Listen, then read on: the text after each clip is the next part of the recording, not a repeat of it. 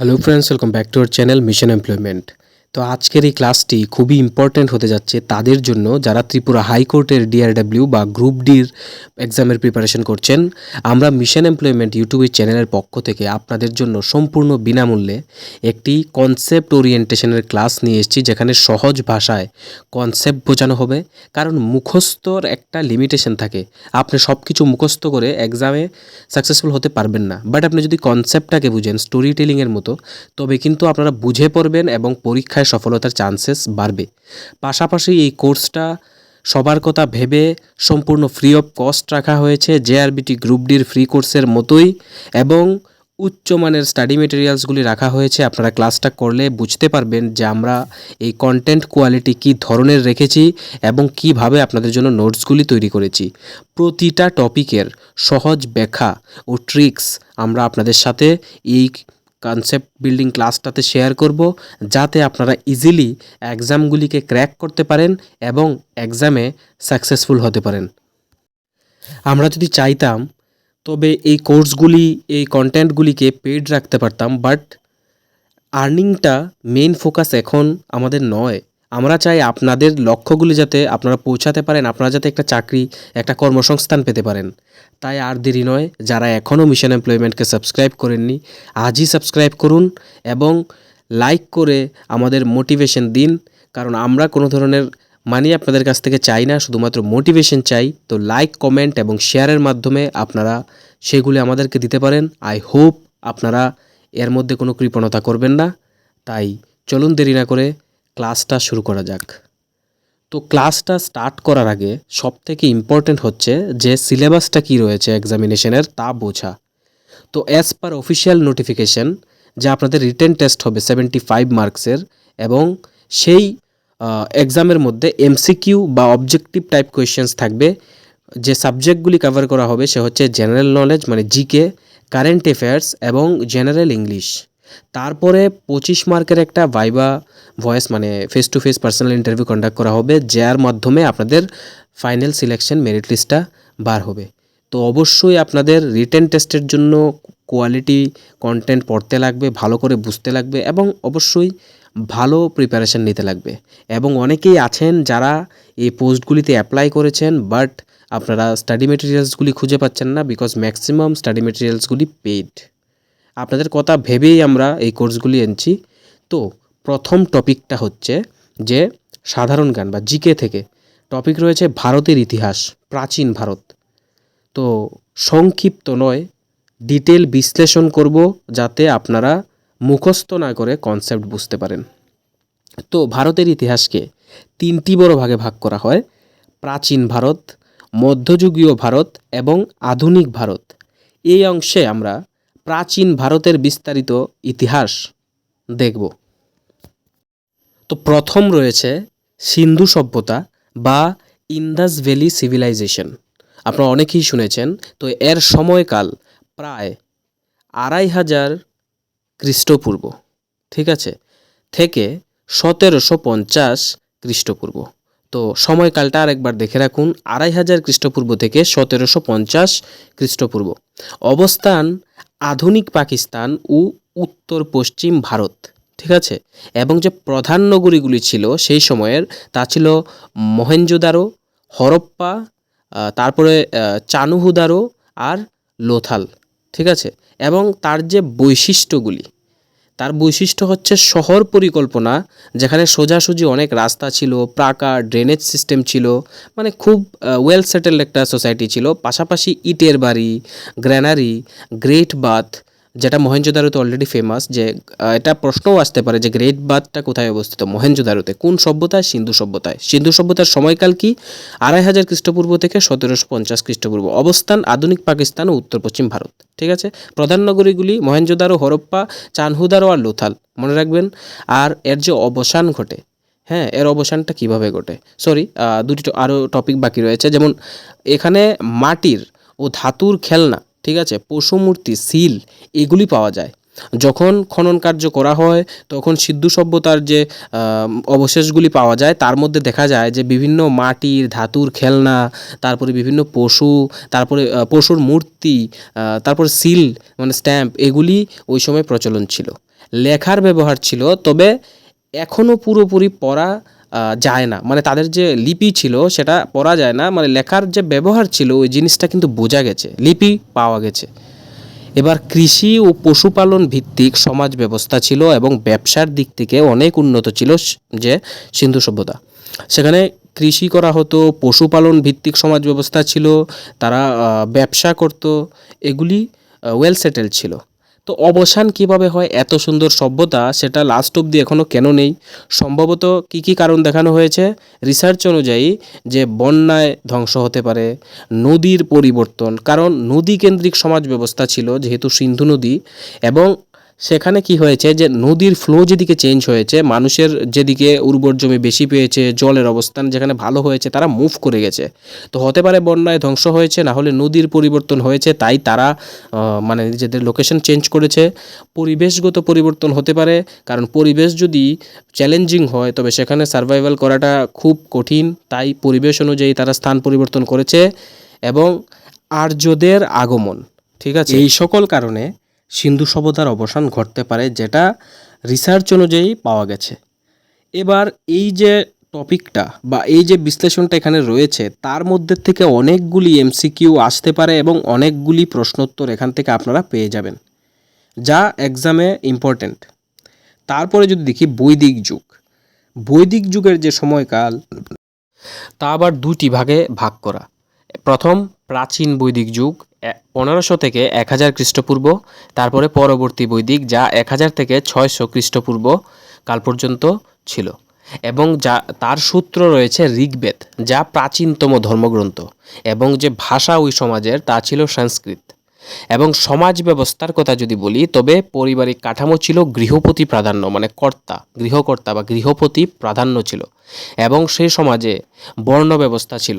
বর্ণ ব্যবস্থা কীভাবে, এবং যে 4টি বর্ণ রয়েছে ব্রাহ্মণ, ক্ষত্রিয়, বৈশ্য, শূদ্র, সেই 4টি বর্ণের সমাজ বিভক্ত ছিল এবং বর্ণভিত্তিক পেশাও ছিল। সবাই যার যার বর্ণ অনুযায়ী কাজ করত। নারীর সম্মান ছিল, কিন্তু পরবর্তী যুগে তা কমে যায়, মানে প্রাচীন বৈদিক যুগে নারীদের সম্মান যতটা ছিল, পরবর্তী বৈদিক যুগে তুলনামূলকভাবে কম ছিল, ঠিক আছে। এবং ধর্ম ও আচার সেই সময় যদি দেখি, তবে বহু দেবতার পূজা করা হতো। যেমন বিভিন্ন কনসেপ্ট ছিল যে এই শক্তির দেবতা, এই দেবতা, তারপরে বিভিন্ন, যেমন এক্সাম্পল বলতে পারেন যে বজ্রের দেবতা ইন্দ্র, তারপরে অগ্নিদেব, তারপরে বরুণ দেব মানে যে বায়ু দেবতা, তারপরে যজ্ঞ, বলিদান ছিল ধর্মীয় আচরণের অংশ, মানে বলি প্রথা সেই সময়ে শুরু ছিল এবং যজ্ঞ করা হতো, ঠিক আছে। আর অর্থনীতি কী ছিল? অর্থনীতির মধ্যে গরু ছিল মূল সম্পদ, ঋগ্বেদে তার বারবার উল্লেখ পাওয়া যায়।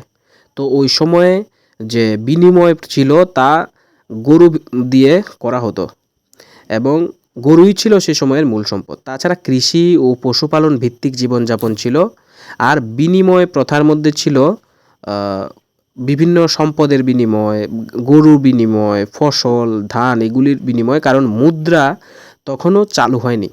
তো টাকা পয়সা যেহেতু ছিল না, সমাজে যে বিনিময় বা আদান প্রদান, কেনাকাটা সব কিছু হতো, তার সম্পদের আদান প্রদান। যেমন আমার ঘরের মধ্যে যদি ধান হয়, তবে আমি সেই ধান একজনকে দিলাম, সেই ধানের পরিবর্তে কেউ আমাকে একটু ডাল দিল। তো এর মধ্যে যে বিনিময় প্রথা ওই সময় ওইখানে চলতো। সো হোপ ক্লাসটি আপনাদের ভালো লাগছে।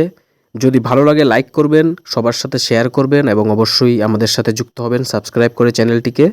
আর যদি কোনো ফিডব্যাক থাকে ইমপ্রুভমেন্টের জন্য ফার্দার, অবশ্যই কমেন্ট বক্সটি আপনাদের জন্য খোলা, এবং আমাদের টেলিগ্রাম চ্যানেলেও আপনারা জয়েন হতে পারেন এই বিভিন্ন স্টাডি মেটেরিয়ালসের পিডিএফগুলি পাওয়ার জন্য। তো তারপরে মহাজনপদ যুগ ছিল, যেটা 600 খ্রিস্টপূর্ব থেকে 300 খ্রিস্টপূর্ব পর্যন্ত ছিল, এবং অবস্থান ছিল সেই মহাজনপদের গঙ্গা নদীর উপত্যকায় 16টি রাজ্য বা মহাজনপদ ছিল।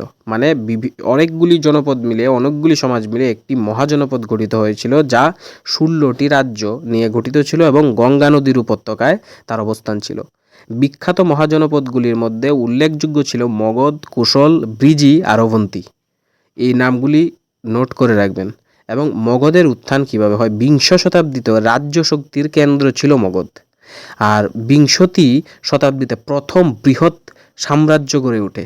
ঠিক আছে, এই বিংশতি শতাব্দীটা খুবই ইম্পর্ট্যান্ট, কারণ এই সময় রাজ্যের শক্তিশালী কেন্দ্র মগধ ছিল এবং তার মধ্যে বৃহৎ সাম্রাজ্য গড়ে উঠেছিল প্রথম, তাই এই টপিকটা কিন্তু আসতে পারে। পরবর্তীতে রয়েছে বুদ্ধ ও জৈন ধর্ম। তো বৌদ্ধ ধর্মের প্রবর্তক আমরা সবাই জানি সিদ্ধার্থ গৌতম বা গৌতম বুদ্ধ, আর জন্ম তার লুম্বিনীতে, যা বর্তমানে নেপাল, এবং জ্ঞান লাভ হয় বুধগয়া, আর প্রথম ধর্মপ্রচার করেন সারনাথে।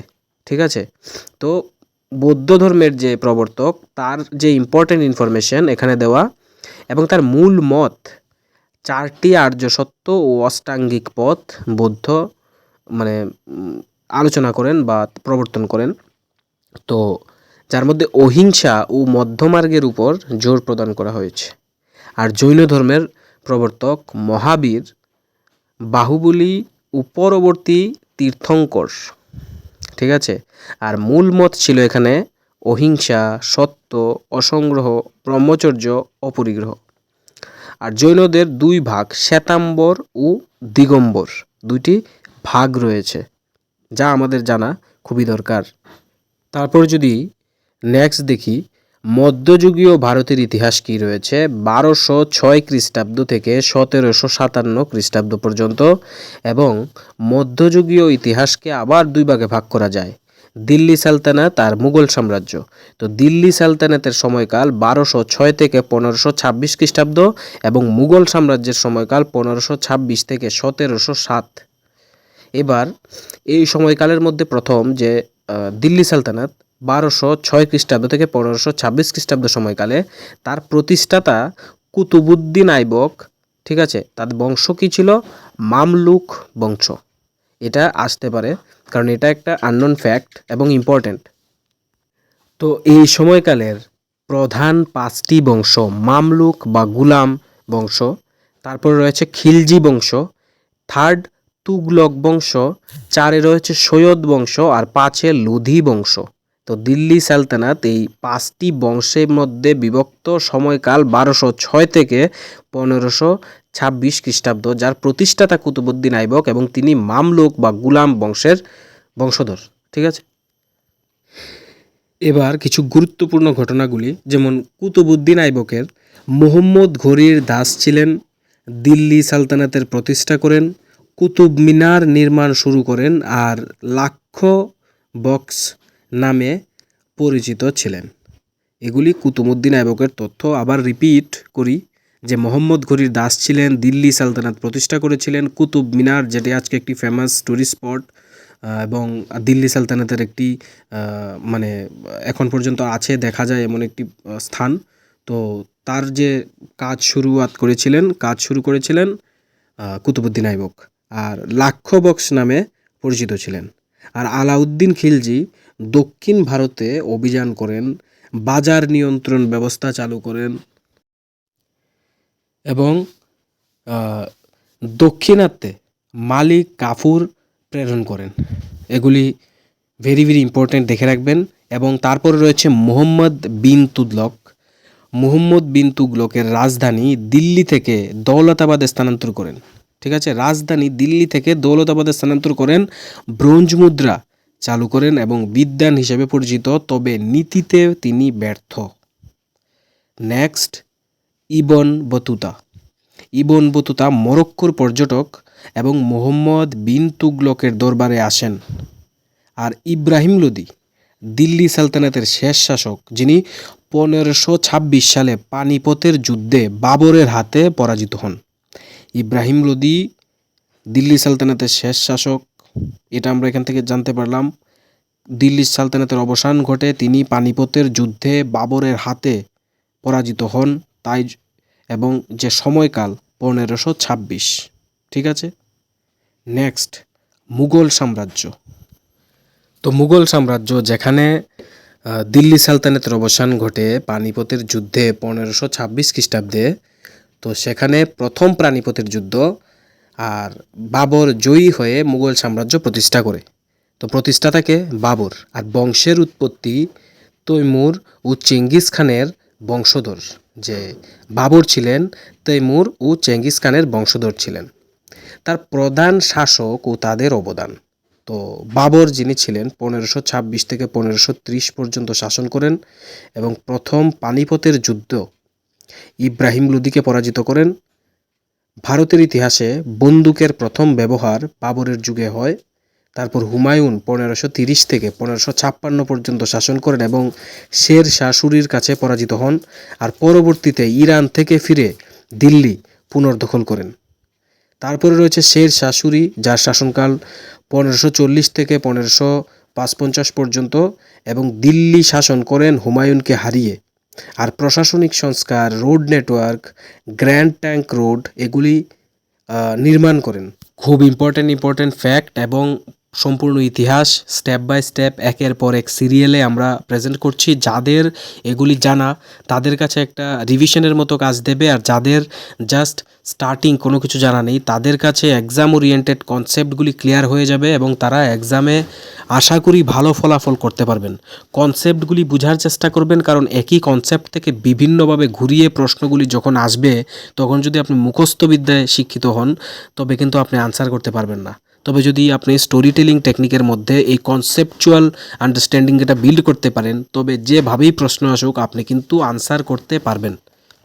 তো প্রশাসনিক সংস্কার আর গ্র্যান্ড ট্যাঙ্ক রোড নির্মাণ, তার পাশাপাশি কিন্তু মুদ্রা সংস্কার করেন এবং তার পরবর্তীতে আকবর যে 1556 থেকে 1605 খ্রিস্টাব্দ পর্যন্ত শাসন করেন, দ্বিতীয় পানিপথের যুদ্ধ জয় করে সিংহাসনে বসেন এবং ধর্মীয় সহনশীলতা মানে দ্বীন-ই ইলাহি প্রতিষ্ঠা করেন। আর রাজপুত রাজাদের সঙ্গে বন্ধুত্ব স্থাপন করেন। রাজস্ব ব্যবস্থা যে টোডারমল এগুলি স্থাপন করেন। আর যে নবরত্ন বীরবল, তানসেন, আবুল ফজল এমন 9 জন বিদ্যমান ব্যক্তিকে রাজসভায় রাখেন, তাদেরকে নবরত্ন বলা হয়। তার মধ্যে উল্লেখযোগ্য নাম এই 4টি, বীরবল, তানসেন এবং যে আবুল ফজল উনি। তারপর জাহাঙ্গীর 1605 থেকে 1627 খ্রিস্টাব্দ পর্যন্ত শাসন করেন এবং ন্যায়প্রিয় সম্রাট ছিলেন। নূরজাহানের প্রভাব দেখা যায়। ইংরেজদের ব্যবসার অনুমতি প্রদান করেন। তো ইংরেজদের ব্যবসার অনুমতি কে প্রদান করেন? জাহাঙ্গীর। তার শাসনকাল 1605 থেকে 1627 খ্রিস্টাব্দ পর্যন্ত। নেক্সট শাহজাহান 1628 থেকে 1658 পর্যন্ত এবং তার স্থাপত্যের স্বর্ণযুগ বলা হয় তার শাসনকালকে। স্থাপত্যের স্বর্ণযুগ, তাজমহল নির্মাণ তার আমলেই হয়, যেটি আজও ভারতের একটি উল্লেখযোগ্য স্থান, এবং দিল্লির লালকেল্লা ওই আমলেই হয়। তারপর আছে ঔরঙ্গজেবের শাসনকাল, যেখানে 1658 থেকে 1707 খ্রিস্টাব্দ পর্যন্ত শাসন করেন। কঠোর সুন্নি শাসক ছিলেন। জিজিয়া কর পুনরায় চালু করেন। মারাঠা শিখদের সঙ্গে সংঘর্ষ করেন। তার মৃত্যুর পরে কিন্তু মুঘল সাম্রাজ্য দুর্বল হয়ে পড়ে। ঔরঙ্গজেবের শাসনকালে তিনি কঠোর শাসক ছিলেন, জিজিয়া কর পুনরায় চালু করেন, মারাঠা শিখদের সঙ্গে সংঘর্ষ করেন, কিন্তু তার মৃত্যুর পর তার সাম্রাজ্য দুর্বল হয়ে পড়ে, মানে মুঘল সাম্রাজ্য দুর্বল হয়ে পড়ে। তো আমরা এখানে দেখলাম মুঘল শাসক, বিভিন্ন শাসকের শাসনকাল, ইম্পর্টেন্ট কিছু টপিক এবং তাদের সময়কাল সহ। এবার সেই মুঘল শাসন কিভাবে অবসান ঘটে।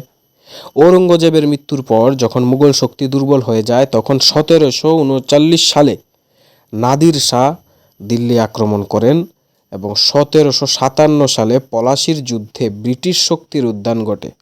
এই সময় থেকে আধুনিক ভারতের ইতিহাস শুরু হয়। তো এরপরে রয়েছে আধুনিক ভারতের ইতিহাসের আরেকটা পার্ট, থার্ড পার্ট, যা 1757 সাল থেকে 1947 খ্রিস্টাব্দ পর্যন্ত থাকে এবং আধুনিক ভারতের ইতিহাস শুরু হয় 1757 সালের পলাশির যুদ্ধ থেকে, যেখানে ব্রিটিশ ইস্ট ইন্ডিয়া কোম্পানি বাংলার নবাব সিরাজউদ্দৌলাকে পরাজিত করে। তারপরেই ভারতবর্ষে ব্রিটিশ শাসনের সূচনা হয় পলাশির যুদ্ধ 1757 সালের পরে। তো এখানে পক্ষ কে ছিলেন? সিরাজউদ্দৌলা বনাম রবার্ট ক্লাইভ, মানে Sirajuddaula versus Robert Clive. Robert Clive ছিলেন ইস্ট ইন্ডিয়া কোম্পানির আর সিরাজউদ্দৌলা বাংলার নবাব। যেখানে পলাশির যুদ্ধ হয়, যুদ্ধে পরাজিত হন এবং ব্রিটিশ ইস্ট ইন্ডিয়া কোম্পানি ভারতবর্ষে শাসন শুরু করে ওই সময় থেকেই। ক্লাইভ ষড়যন্ত্র করে মীর জাফরকে ব্যবহার করে সিরাজকে পরাজিত করে। তো যে মীর জাফর ছিলেন তিনি ষড়যন্ত্রকারী, ব্রিটিশ ইস্ট ইন্ডিয়া কোম্পানির সাথে হাত মেলান, নবাবের সাথে বেইমানি করে। তো সেই জন্য আজও আপনারা লোকমুখে প্রচলিত শুনবেন যে সে মীর জাফর, মানে সে প্রতারক, ঠিক আছে, বিশ্বাসঘাতক। বিশ্বাসঘাতক কথাটির পরিবর্তে আজও এই অক্ষরটা বা এই নামটা ব্যবহার করা হয়। তো এটা একটা ইম্পর্ট্যান্ট টপিক রয়েছে পলাশির যুদ্ধ, কারণ তারপর থেকেই ভারতে ইস্ট ইন্ডিয়া কোম্পানির শাসনকাল শুরু হয়, ব্রিটিশদের দখলে আসে। এই যুদ্ধের বিজয়ের ফলে কোম্পানি বাংলার প্রকৃত শাসক হয়ে ওঠে এবং আস্তে আস্তে এই সূচনা হয় ব্রিটিশ শাসনের ভারতবর্ষে। তারপর বক্সারের যুদ্ধ হয়। বক্সারের যুদ্ধ 1764 সালে এবং পক্ষ ছিল মীর কাসিম, নবাব সিরাজউদ্দৌলা, মুঘল সম্রাট বনাম মানে ভার্সেস কোম্পানি, এবং সেখানেও কোম্পানি জয়লাভ করে এবং দিওয়ানি বা রাজস্ব আদায়ের অধিকার পায়। এটা বক্সারের যুদ্ধ 1764 সনের পরে। আর প্রশাসনিক নিয়ন্ত্রণ তারপরে আসে 1773 সালে রেগুলেটিং অ্যাক্ট বা গভর্নর জেনারেল পদ সৃষ্টি হয় এবং 1784 সনে পিটস ইন্ডিয়া অ্যাক্ট ব্রিটিশ সরকারের হস্তক্ষেপ বৃদ্ধি, এগুলির মাধ্যমে তারা প্রশাসনিক নিয়ন্ত্রণ নিজেদের হাতে নিয়ে নেয়। এই যে অ্যাক্ট রয়েছে, রেগুলেটিং অ্যাক্ট 1773 সালের আর 1784 সালের পিটস ইন্ডিয়া অ্যাক্ট, এগুলি খুব ইম্পর্ট্যান্ট, নোট করে রাখবেন। তারপরের যে সময়কাল মানে 1857 সন, সেই সন খুব ইম্পর্ট্যান্ট, কারণ তখন থেকেই ব্রিটিশ রাজের সূচনা ভারতবর্ষে শুরু হয়। কিভাবে ইস্ট ইন্ডিয়া কোম্পানি তাদের যে আর্মি বা ফৌজ ছিল তাদের কাছে যে রাইফেল দিয়েছিল, মানে এনফিল্ড রাইফেল, সেই রাইফেলের কার্তুজে গরু ও শূকরের চর্বি দেওয়া শুরু করে দিয়েছিল, যে কারণে এই বিদ্রোহ স্টার্ট হয়েছিল। তো স্টার্টিং থেকে দেখব সিপাহী বিদ্রোহকে কিন্তু প্রথম স্বাধীনতা সংগ্রাম হিসাবেও গণ্য করা হয়, যে ভারতের প্রথম স্বাধীনতা সংগ্রাম। তার প্রধান কারণ যে বললাম যে এনফিল্ড রাইফেলে যে এখন যেমন অটোমেটেড রাইফেল রয়েছে, তখন কিন্তু ম্যানুয়াল রাইফেল ছিল। প্রত্যেক শটের পরে ম্যানুয়ালি এই যে গুলি সেটা মুখে কামড়ে ছিঁড়ে তারপরে বন্দুকে লাগাতে হতো রাইফেলে। এবার সেই কার্তুজের মধ্যে যখন গরু ও শূকরের চর্বি ব্যবহার করা হয়, তা মুসলিম ও হিন্দু উভয় সম্প্রদায়ের ধর্মীয় সেন্টিমেন্টে আঘাত করে এবং তাছাড়াও আরও উল্লেখযোগ্য কারণ ছিল বেতন ও পদোন্নতিতে বৈষম্য। ইস্ট ইন্ডিয়া কোম্পানির ফৌজে যেসব কর্মচারীরা বা সৈনিকরা ছিল ব্রিটিশ, তাদেরকে তুলনামূলক বেশি বেতন দেওয়া হতো ভারতীয়দের থেকে এবং তাদেরকে প্রমোশনও দেওয়া হতো, যা ইন্ডিয়ান সোলজারদের সাথে নাইনসাফি ছিল এবং এটাও একটা মূল কারণ। পাশাপাশি ব্রিটিশরা বিভিন্ন ধর্মীয় পর্যায়ে হস্তক্ষেপ করা শুরু করে দেয়। তো এই সংগ্রামের মূল নেতারা ছিলেন মঙ্গল পাণ্ডে বারাকপুর থেকে, তারপরে ঝাঁসির রানী লক্ষ্মীবাই, আর তাতিয়া টোপে নানা সাহেব বাহাদুর শাহ জাফর, এই প্রমুখ। এবং তার ফলাফল কি হয়? এই বিদ্রোহ দমনের জন্য ইস্ট ইন্ডিয়া কোম্পানির হাত থেকে ব্রিটিশ সরকার নিজের হাতে শাসন নিয়ে নেয় এবং ব্রিটিশ রাজের সূচনা হয় 1858 থেকে, যা পরবর্তীতে 1947 সন পর্যন্ত চলে। এবার ভারতীয় জাতীয় আন্দোলনের ধাপসমূহ। প্রথম ধাপ, যে ভারতের জাতীয় আন্দোলন ছিল স্বাধীন ভারতের জন্য, তা বিভিন্ন ধাপে বিভক্ত। এর মধ্যে থেকে প্রথম ধাপ সংবিধানগত রাজনীতি, 1885 থেকে 1919 সন পর্যন্ত, যা চলে। 1885 সনে ইন্ডিয়ান ন্যাশনাল কংগ্রেস গঠন করা হয়, যার প্রতিষ্ঠাতা ছিলেন এ.ও. হিউম, এবং প্রথম অধিবেশন ঘটে বোম্বেতে, যার সভাপতিত্ব করেন উমেশচন্দ্র ব্যানার্জি, আর নেতৃত্বে ছিলেন দাদাভাই নৌরোজি, গোপাল কৃষ্ণ গোখলে আর সুরেন্দ্রনাথ ব্যানার্জি।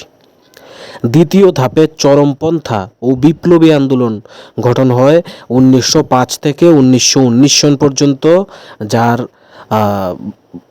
মানে বিভিন্ন কার্যকলাপের মধ্যে প্রথম ছিল বঙ্গভঙ্গ, যা 1905 লর্ড কার্জনের সময়ে, আর নেতৃত্বে ছিলেন বাল গঙ্গাধর তিলক, বিপিনচন্দ্র পাল, লালা লাজপত রায়, আর স্লোগান ছিল স্বরাজ আমার জন্মসিদ্ধ অধিকার।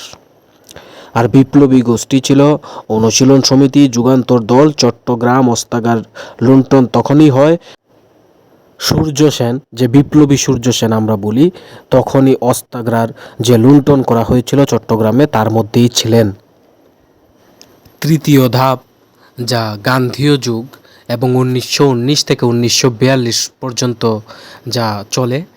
আর গান্ধীজি দক্ষিণ আফ্রিকা থেকে ফিরে আসেন 1915 সালে। কখন ফিরে আসে? 1915 সালে। আর যে আন্দোলনগুলি তিনি করেছিলেন তার মধ্যে 1919 সালের রাওলাট আইনের বিরুদ্ধে প্রতিবাদ, 1919-এ জালিয়ানওয়ালাবাগ হত্যাকাণ্ড, জেনারেল ডায়ার এর বিরুদ্ধে যে আন্দোলন ছিল যেখানে হত্যাকাণ্ড হয়, তারপরে 1920 সনে অসহযোগ আন্দোলন, 1930 লবণ সত্যাগ্রহ, দান্ডি অভিযান আর সিভিল নন কোঅপারেশন আন্দোলন। এটি খুব ইম্পর্ট্যান্ট টপিকগুলির মধ্যে, এবং এখানে প্রত্যেকটা সন এবং ঘটনাগুলি নোট করে রাখবেন। এগুলি এক্সামে খুবই মানে সচরাচর আসে এবং এই পরীক্ষাতেও আসতে পারে। তারপর 1942 সনে ভারত ছাড়ো আন্দোলন বা কোয়াইট ইন্ডিয়া মুভমেন্ট শুরু হয়, এবং চতুর্থ ধাপে স্বাধীনতা সংগ্রাম ও দেশভাগ এর মধ্যে বিভক্ত, যা 1942 থেকে 1947 পর্যন্ত চলে। এবং এই ধাপে সুভাষচন্দ্র বসুর আজাদ হিন্দ ফৌজ ঘটনা হয়, আইএনএ দিল্লি চলো স্লোগান স্টার্ট হয়, 1946-এ নৌ বিদ্রোহ হয় এবং 1947-এ এই আন্দোলন এবং সংগ্রাম স্বরূপ ভারতবর্ষ স্বাধীন হয়। তারপরে আবার স্বাধীনতার পরে দেশভাগের যে সময়কাল, তার মধ্যেও কিছু গুরুত্বপূর্ণ ঘটনাবলী রয়েছে যা পরীক্ষাতে আসতে পারে। আমরা সেগুলিও দেখে নেব, কারণ কোনো পার্ট ছাড়া যাবে না যেগুলি এক্সামে আসার সম্ভাবনা রয়েছে। তো তার অনেক গুরুত্বপূর্ণ ঘটনাগুলি সম্পূর্ণ ইতিহাসে যদি আমরা দেখি অনেক বড়, তার মধ্যে ইম্পর্ট্যান্ট টপিকগুলি যেগুলি এক্সামে বারবার এসেছে এবং আসতে পারে তাদেরকে তুলে নিয়ে আপনাদের জন্য এসেছি, এবং কনসেপচুয়াল আন্ডারস্ট্যান্ডিংয়ের জন্য ইজিলি বোঝাবার চেষ্টা করেছি। আশা করি আপনাদের কাছে এই ক্লাসটা হেল্পফুল হবে, সেই আশা নিয়েই কিন্তু এই ক্লাসটা বানানো। তো আজকের এই সিঙ্গেল পার্টে চাইছিলাম সম্পূর্ণ ক্লাস শেষ করার জন্য, যা পসিবল হবে না, কারণ আরও বাকি টপিকগুলি যদি আমরা এখানে কম্বাইন করে দিই তবে এটা 1 আওয়ার প্লাস একটা লেন্দি ভিডিও হয়ে যাবে। তো এটাকে মানে আমরা 30 মিনিটের মতোই রাখতে চাইছি, যে কারণে বাকি যে পার্টগুলি রয়েছে সেগুলি আমরা আলাদা আলাদা পার্ট 2, পার্ট 3-র মধ্যে কভার করব। আপনারা এই ভিডিওর পরে ওই ভিডিওগুলি দেখতে পারবেন। এবার যে স্বাধীনতা ও দেশভাগের পর্যায়ে 1947 সনের পরে 15 আগস্ট 1947 ভারত স্বাধীন হয়। আর দেশভাগ ভারত ও পাকিস্তান ধর্মীয় ভিত্তিতে করা হয়। আর প্রথম প্রধানমন্ত্রী ভারতবর্ষের, স্বাধীন ভারতবর্ষের জওহরলাল নেহেরু ছিলেন। আর প্রথম গভর্নর, ভারতীয় গভর্নর জেনারেল ছিলেন রাজগোপালাচারী চক্রবর্তী রাজগোপালাচারী। আর সংবিধান প্রণয়ন শুরু হয় 1947 সালে, কার্যকরী নয়, প্রণয়ন শুরু হয়, রচনা শুরু হয়। এখানেই ইতিহাস শেষ নয়। স্বাধীন হওয়ার পরে যে সংবিধান রচনা হয় তখনের যে বিভিন্ন ঘটনাগুলি রয়েছে তা ইম্পর্ট্যান্ট এবং এক্সামের মধ্যে আসতে পারে, তাই এগুলি কিভাবে সহজে বোঝা যায় এবং মনে রাখা যায় এইভাবেই এই পার্টটাকে ডিজাইন করা আছে। স্টোরির মাধ্যমে আমরা এটা দেখব। তো স্বাধীনতার পরে কি ধরনের পরিস্থিতি হয়? ভারত যখন 1947 সনের 15 আগস্ট স্বাধীন হয় তখন দেশে কোনো স্থায়ী আইন ছিল না। নতুন দেশ চালানোর জন্য প্রয়োজন ছিল নিজস্ব সংবিধান। তো সংবিধান সভা বা কনস্টিটিউয়েন্ট অ্যাসেম্বলি যে স্টার্ট হয় সংবিধান লেখার জন্য, গঠিত হয় সংবিধান সভা। আর গঠিত হয় 9 ডিসেম্বর 1946, 9 ডিসেম্বর 1946। প্রথমে যার সদস্য ছিল 389 জন এবং দেশ ভাগের পরে তা হয় 299 জন। প্রথম 389 জন ছিল, দেশ ভাগ হওয়ার পর 299 জন, যার সভাপতি ছিলেন ডক্টর রাজেন্দ্র প্রসাদ। সংবিধান সভার সভাপতি ডক্টর রাজেন্দ্র প্রসাদ। এবার সংবিধান তৈরির সময় ও খসড়া কমিটি। সংবিধান তৈরি করতে যে সময় লেগেছে 2 বছর 11 মাস 18 দিন। আর খসড়া লেখার দায়িত্ব পায় ডক্টর বি.আর. আম্বেদকরের নেতৃত্বে খসড়া কমিটি। তাই আম্বেদকরকে বলা হয় ভারতের সংবিধানের স্থপতি। এবং সংবিধান প্রণয়ন ও কার্যকর। সংবিধান গৃহীত হয় ২৬ নভেম্বর ১৯৪৯ সনে। যে খসড়া কমিটি সংবিধান রচনা করেন তা ভারতে গৃহীত হয় ২৬ নভেম্বর ১৯৪৯ সনে এবং কার্যকর হয় ২৬ জানুয়ারি ১৯৫০। তো যে খসড়া কমিটি যে কমিটি সংবিধান রচনা করবে তা ৯ ডিসেম্বর ১৯৪৬ গঠিত হয় এবং ২ বছর ১১ মাস ১৮ দিন সময় লাগে। ২৬ নভেম্বর ১৯৪৯ সনে সংবিধান গৃহীত হয় আর কার্যকরী হয় ২৬ জানুয়ারি ১৯৫০ সনে। আর ২৬ জানুয়ারির দিনটিকে বলা হয় গণপ্রজাতন্ত্রী দিবস, রিপাবলিক ডে। এই দিনটিতেই ১৯৫০ সনে সংবিধান কার্যকরী হয়েছিল। তারপরে সংবিধান সম্পর্কে আরও গুরুত্বপূর্ণ তথ্য, যা আমাদের সংবিধান বিশ্বের দীর্ঘতম লিখিত সংবিধান এবং সংবিধানে কি কি রয়েছে। ভূমিকা মানে প্রিএম্বল রয়েছে, ২২টি পার্টস রয়েছে, ২২টি অংশ, তারপরে ৪৫০+ অনুচ্ছেদ রয়েছে, যে আর্টিকেল যাকে বলা হয়, 450+ আর্টিকেলস এবং ১২টি তপশিল মানে শিডিউলস রয়েছে। তো এটা নোট করে রাখবেন, দেখে রাখবেন, ভেরি ভেরি ইম্পর্ট্যান্ট। আর প্রিএম্বল মানে ভূমিকাটা যদি সহজভাবে দেখি, তবে আমরা ভারতবাসী, এই পার্টটি থেকেই আমাদের ভারতের সংবিধান শুরু, ঠিক আছে। এতে বলা আছে ভারত হলো সার্বভৌম সমাজতান্ত্রিক ধর্মনিরপেক্ষ গণতান্ত্রিক ও প্রজাতান্ত্রিক দেশ। প্রত্যেক নাগরিক পাবে স্বাধীনতা, সমতা, ন্যায় ও ভ্রাতৃত্ব। তো যে ভূমিকা বা প্রিএম্বল পার্টটা রয়েছে তা আমরা অনেকেই অনেকবার আমাদের বিভিন্ন বইয়ের ফ্রন্টে বা কোথাও দেখেছি, এটা ম্যাক্সিমাম জায়গাতেই রয়েছে। যদি আপনাদের আবার ওইটা দেখার ইচ্ছা হয়, আপনারা ইন্টারনেটে অ্যাভেলেবেল পেয়ে যাবেন বা বিভিন্ন যে ক্লাস বুকসগুলি রয়েছে ওই বুকসের ফ্রন্টেও খুঁজলে আপনারা এটা পেয়ে যাবেন, তো ওইখান থেকে দেখতে পারবেন। সহজে মনে রাখার টিপসের জন্য কিছু ইম্পর্ট্যান্ট ইয়ারগুলি আমরা যদি দেখি, 1947 স্বাধীনতা, 1946 সংবিধান সভা, 1949 সংবিধান গ্রহণ, 1950 সংবিধান চালু, ডক্টর বি.আর. আম্বেদকর সংবিধানের জনক, আর 26 জানুয়ারি প্রজাতন্ত্র দিবস। এবং আরেকটা জিনিসও নোট করে রাখা দরকার, এখানে ভুল হলে চলবে না, যে স্বাধীনতা সভার বা কনস্টিটিউয়েন্ট অ্যাসেম্বলির সভাপতি ছিলেন ডক্টর রাজেন্দ্র প্রসাদ। এখানে ম্যাক্সিমাম ভুল হয়, তবে এই ভুলটা আর হলে চলবে না, কারণ আমরা খুব ইজিলি সবগুলি টপিক এখানে কভার করে নিয়েছি। তো আজকের ভিডিওতে এই পর্যন্তই। বাকি নেক্সট পার্ট 2 এবং পার্ট 3 আসবে। আমরা ক্লাসগুলি অতি শীঘ্রই আপলোড করব। যারা এখনও টেলিগ্রাম চ্যানেল জয়েন করেননি অতি সত্বর জয়েন করুন। পিডিএফ নোটস এবং স্টাডি মেটেরিয়ালস বা মক টেস্টগুলি ফ্রি অফ কস্ট অ্যাক্সেস করার জন্য অবশ্যই ভিডিওটিকে সবার সাথে শেয়ার করে দেবেন, লাইক করে দেবেন, সাবস্ক্রাইব করে দেন আমাদের চ্যানেলকে, কারণ আমরা আপনাদের কাছে এই সবগুলি ফ্রি অফ কস্ট নিয়ে আসছি এবং আমরা আপনাদের কাছে অ্যাজ এ ফি এগুলি আশা করছি। লাইক, কমেন্ট আর share. So once again thanks for watching.